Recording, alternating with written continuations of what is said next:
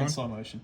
So what'd you guys build today? So what we have right here is a really clean gaming PC build featuring the i3 12100F and an RTX 3060, and it's inside this case from Thermaltake, the Divider 170, which looks pretty clean in my opinion. You got these two RGB fans, we added a plain one in the back, and I think it matches very well with that ID cooling ARGB cooler. Yeah, one thing I want you guys to see too that I gotta go over here for is the side panel. The side panel is pretty unique. It's divided.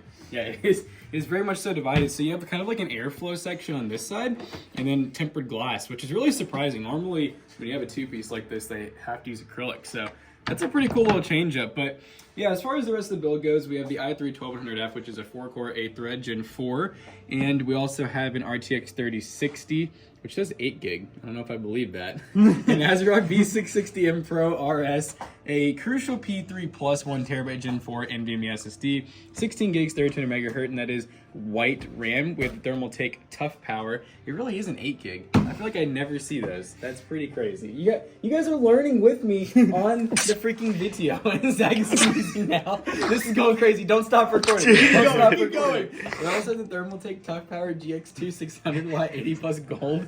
And then this cooler, which I know Matt is in love with right now because it's about 20 bucks. It is the ID Cooling White SE214XT. And then, like Matt said, Thermaltake Divider 170 TG Snow.